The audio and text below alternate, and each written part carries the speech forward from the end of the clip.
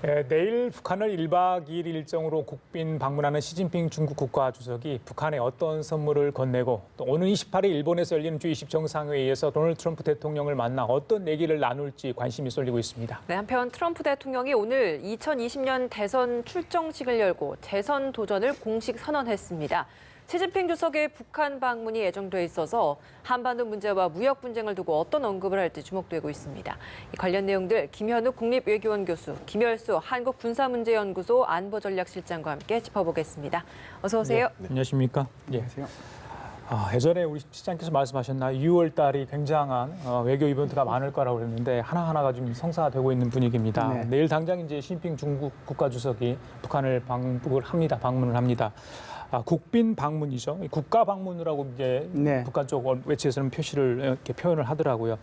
근데 이제 갑작스럽게 좀 된 느낌을 많은 분들이 받았다고 해요. 그러니까 중국이 처한 상황이 그래서인지 지금 이렇게 일정을 내일로 잡은 이유는 어디 있다고 보시는지요? 사실 시진핑 주석이 올해 내에 북한을 방문하게 될 거라고 하는 것은 누구나 사실상 알고 있다고 해도 과언이 아니잖아요.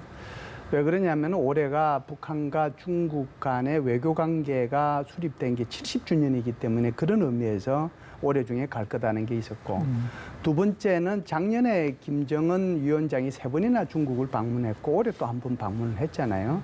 게다가 이제 정중하게 방북을 요청을 했고 그런 차원에서 보면 두 가지 차원으로 보면은 올해 중에 언제라도 방북을 하더라도 하나도 이상할 게 없는데 이번에는 조금 이상을 해요. 왜 그러냐면 다음 주 이제 토요일, 일요일 이렇게 해서 오사카에서 G20 회의를 하는데 회의를 한 일주일 앞두고 갑자기 이제 이게 발표가 되고 방북을 하게 되고 그것도 1박 2일 하게 되는 거잖아요.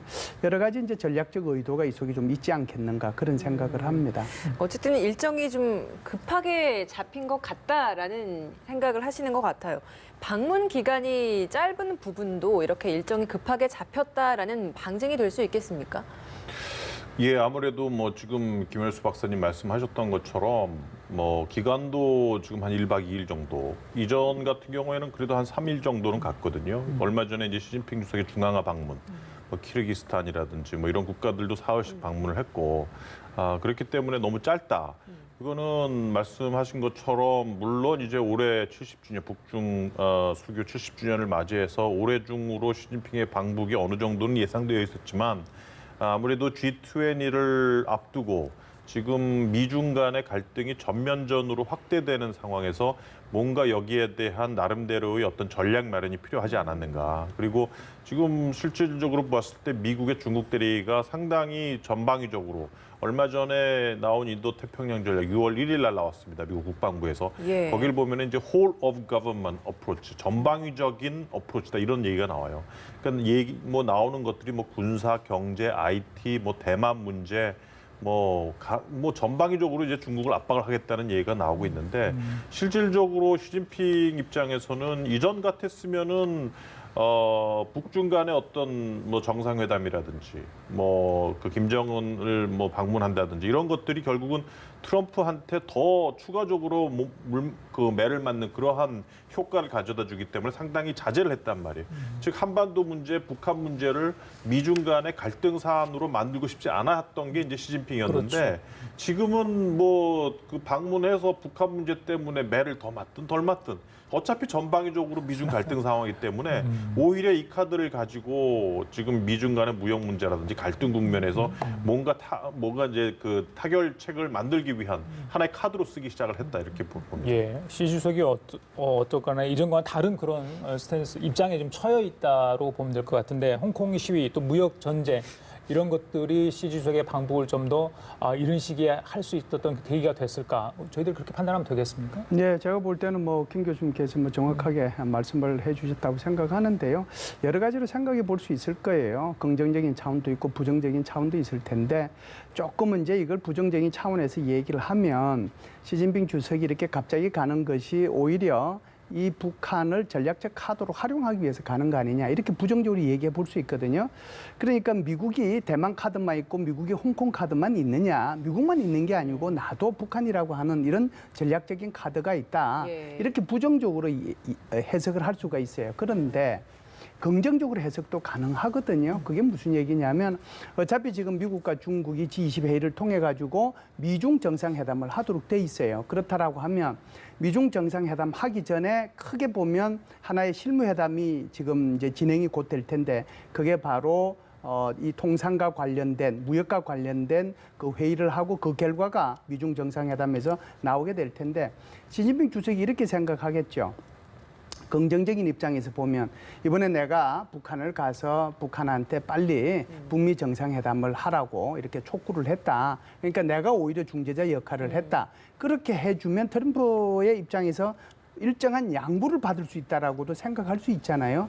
그런 차원에서 이 카드를 꺼내 들었다고 볼 수도 있거든요. 제가 볼 때는 완전한 부정적으로 또는 완전한 긍정적으로 볼 필요 없이 조금 두 개가 섞여 있는 그런 차원에서 이번에 시진핑 주석의 방북을 바라보는 것이 좋지 않겠는가 예. 이렇게 저는 생각을 합니다. 미국의 유화 제스처를 취하는 카드로서 북한을 활용할 수 있다라는 그럼요. 언급이신 거죠. 그럼요. 근데 그와 관련된 부분에서 좀 예측이 되는 부분이 이제 그 북한 노동당 기관지 노동신문의 시주석이 기고문을 올렸잖아요. 그 내용을 봐도 다소 좀 한반도 관계의 평화적인 대화를 유도하는 역할을 하겠다라는 부분이었던 것 같아요. 이 대목도 좀 교수님의 그런 언급을 좀 뒷받침하는 근거가 될 수 있지 않을까라는 생각도 그럼요. 들거든요. 그래서 제가 그 내용을 보고서 무슨 특정한 내용이 있을 건가.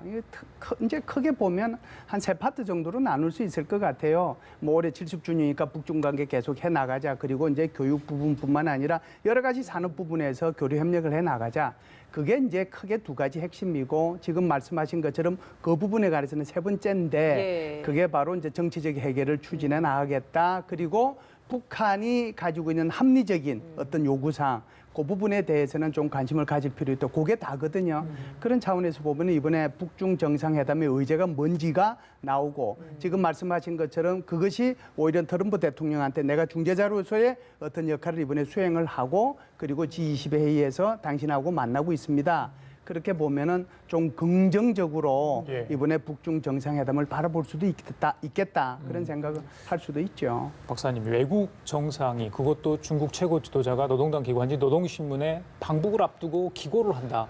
그래서 저는 이전에는 좀 보지 못했던 그러는데 이게 왜 이렇게 양국에서 조율을 했다고 보시는 거예요? 제가 보기에는 뭔가 메시지 전달 효과가 상당히 크다고 봅니다. 어쨌든 그러한 노동신문에 게재를 함으로써 김정은 위원장 입장에서는 이제 자신이 지금 최근에 이제 하노이 실패로 인해서 국내적으로 상당히 조금 여론이 뒤숭숭하거든요. 그리고 뭐 강경한 그러한 인사들은 왜 갑자기 핵을 포기한다 그래가지고 이런 식으로 만드느냐. 뭐 그러니까 이제 김정은 위원장이 갈피를 못 잡고 있는 게 사실입니다. 보수로 가야 될지, 좀 더 진보로 가야 될지, 비핵화를 해야 될지, 핵을 계속 보유를 해야 될지 그런 상황에서 노동신문을 통해서 시진핑 주석이 방북한다는 그러한 것을 퍼뜨림으로써 아마 이제 국내적으로 이제 정권을 공고화하는 그러한 효과가 있을 수 있겠고 그리고 대미 메시지도 상당히 있다고 보거든요. 시진핑 주석 입장에서는 이것이 단순히 뭐 그 미국에 대항하거나 아니면 뭐 대미 어떤 전략의 차원에서 북한을 방문하는 게 아니다. 한반도 문제를 평화롭고 그리고 비핵화를 끌어내기 위한 그러한 미국에 좀 더 이득이 되는 그러한 목적이 있다는 것을 예. 또 하나 밝혀두는 그러한 효과가 있다고 봐야 되겠죠. 그러면은 미국 입장에서는 사실 이런 방북이 어찌 보면 미중 무역 갈등에서의 일종의 중국의 입장에서는 앞서서 이제 실장님께서 말씀해 주셨던 것처럼 일종의 미국의 양보를 얻어낼 수 있는 카드로 사용할 수 있는 건데 그러면 미국 입장에서는 이런 무역 갈등을 두고 이야기를 했을 때 이 카드가 좀 다소 좀 곤란해지는 카드라고도 볼 수 있지 않겠습니까? 뭐 미국 입장에서는 뭐 그럴 수가 있겠죠. 왜냐하면은 이전에도 계속 시진핑의 방북이라든지 북중 간의 정상회담이 있었을 경우에 트럼프가 거기에 대해 상당히 불쾌한 심정을 보였었거든요.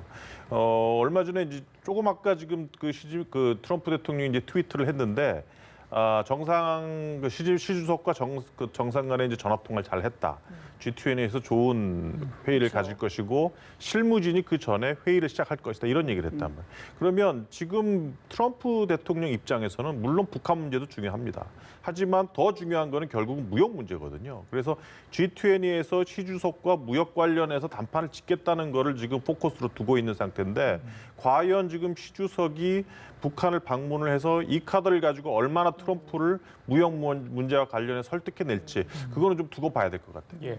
자, 실장님, 그렇다면 시 주석이 노리는 게 있을 텐데 이번 방법을 통해서 거꾸로 김정은 위원장이 시 주석을 초청을 해서 북한에 데려옴으로써 얻는 게 있을 것 같아요. 그렇게 간절히 원했는데 외교와 그 정상들과 외교 활동 많이 했는데 시 주석만 사실은 이렇게 북한으로 오지 못한 그런 상황이었잖아요. 그렇죠. 뭘 얻을 수 있을까요? 제가 볼 때는 이제 크게 한 3가지 정도로 김정은 위원장은 얻을 수 있을 거라고 생각해요. 첫 번째는 이제 국내 정치적인 문제죠.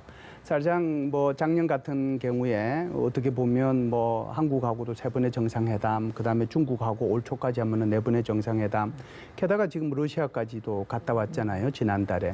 그리고 이제 이번에는 중국의 주석이 북한을 14년 만에 주석의 자리에서 오는 거란 말이죠. 그러니까 이거 자체가 김정은 위원장이 북한에서 차지할 수 있는 그 단결심, 뭐 결집 이런 효과가 있을 수 있기 때문에 그런 정치적 요소가 가장 크다라고 보고요.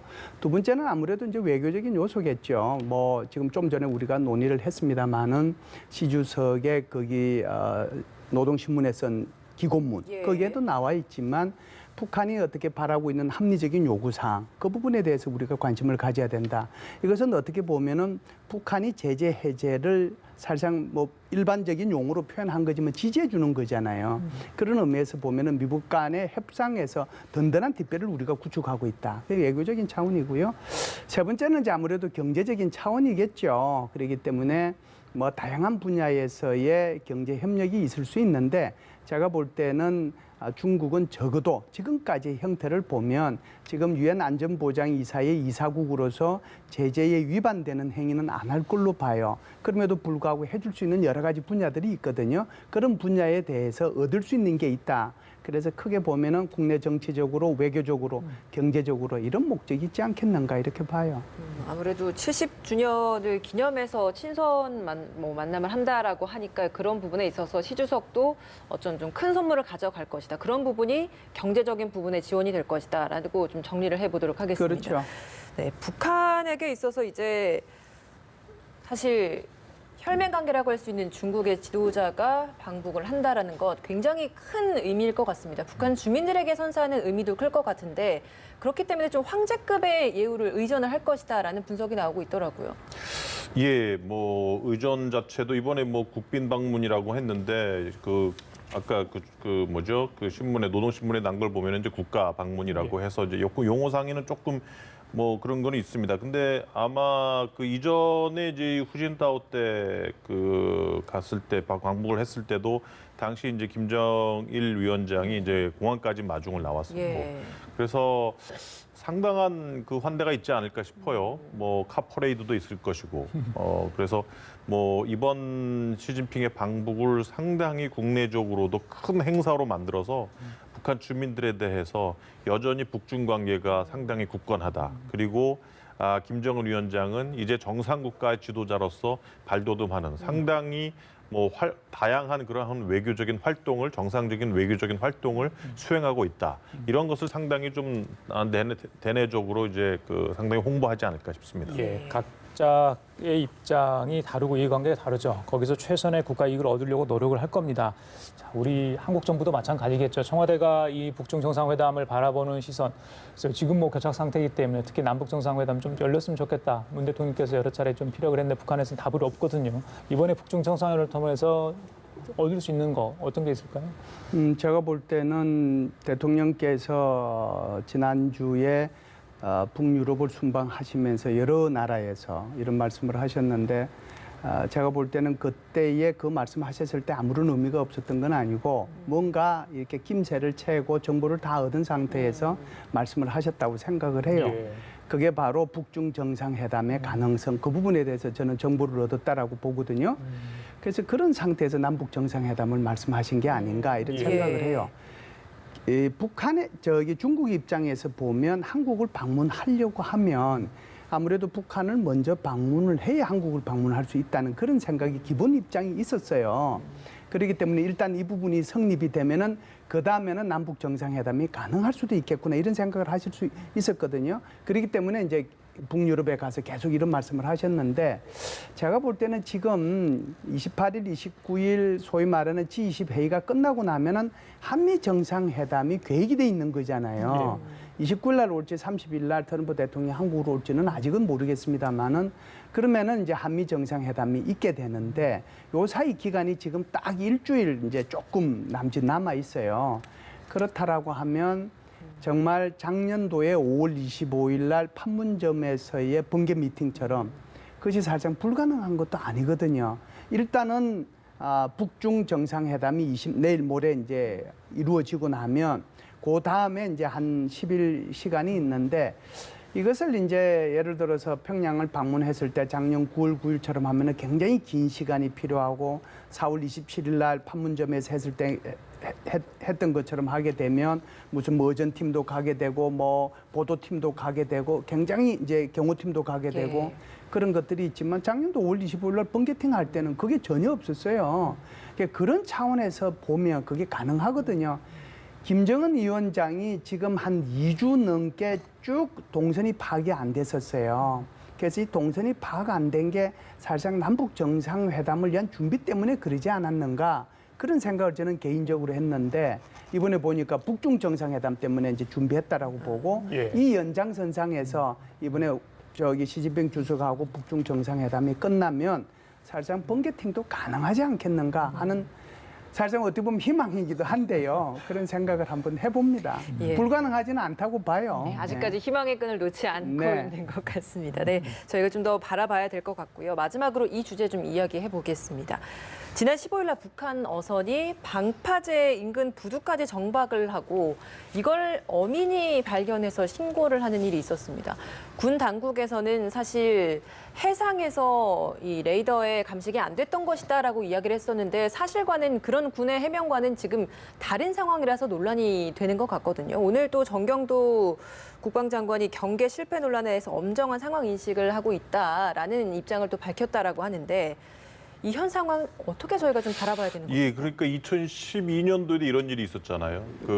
우리 한국의 초소까지 와가지고 이제 노크를 하면서 뭐 한국으로 들어온 그러한 북한 그 병사 사건이 지금 상당히 이제 되풀이되는 것 같아요. 그러니까 이제 최초에는 북한 어선을 조업 중이던 우리 어선이 신고를 해서 발견이 된 게 아니냐라는 보도가 있었는데 실제 알아봤더니 북한 어선이 삼척항의 부두 근처까지 올 때까지도 몰랐다는 거 아닙니까? 그래서 이 부분들은 군과 경해 해안 경비망이 상당히 감시망이 상당히 뚫린 것이다. 이러한 지적 사항이 있고 여기에 대해서는 뭐 정부 차원에서 뭐 각별한 그러한 재발 방지책이 필요하지 않을까 싶습니다. 표류가 아니라 그냥 뭐 기관 고장이 아니었다는 이야기가 나오고 있습니다. 그러니까 귀순을 목적으로 했고 4명이었는데 2명은 귀순을 했고 2명은 다시 이제 북으로 송환이 됐습니다만은 그래서 이 정도로 허술하게 된 이유 뭐 그 전에는 어떻게 감시망을 촘촘히 했는지 모르겠습니다만은 어떻게 지금 상황을 봐야 되겠습니까? 우선 경계 실패에 대해서는 이제 뭐 국방부나 또는 해경에서 여기에 대해서는 책임을 져야 되고요. 그럼에도 불구하고 혹시 국민들께서 불안해하실까봐 이거 한마디만 저는 하고 뭐 마무리하도록 하겠습니다. 지금 예를 들어서 북한의 전반적인 소위 말해서 이제 그게 잠수함이든 또는 일정한 무기 체계를 갖춘 군함 종류죠.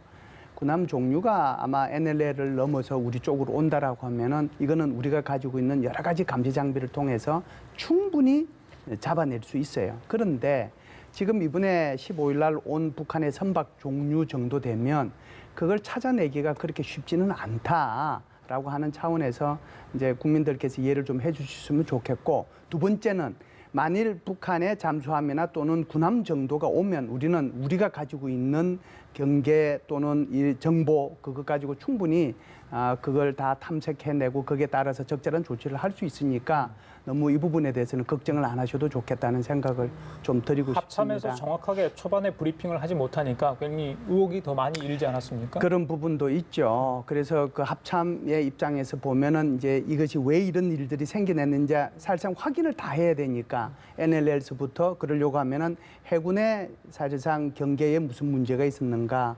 그렇다면은 이제 안쪽으로 들어왔으니까 해안선까지 왔으면 육군의 문제거든요. 그럼 육군에서는 이것이 제대로 됐는가? 그걸 확인하는 과정 속에서 시간이 걸렸죠. 예를 들어서 섣불리 그것을 판단해가지고 발표를 해버리면 다시 번복하게 되면 누가 이걸 더 믿겠어요. 예. 그렇기 때문에 그런 문제가 있었는데 경계 실패에 대해서는 해경이나 또는 국방부에서 책임을 져야 되지만 국민들께서 걱정하실 정도는 아니니까 너무 걱정하시지는 말라 그런 말씀을 그래요. 드리고 알겠습니다. 싶습니다. 자, 지금까지 김현욱 국립외교원 교수, 김열수 한국군사문제연구소 안보전략실장 두 분과 함께 얘기 나눠봤습니다. 말씀 고맙습니다. 감사합니다.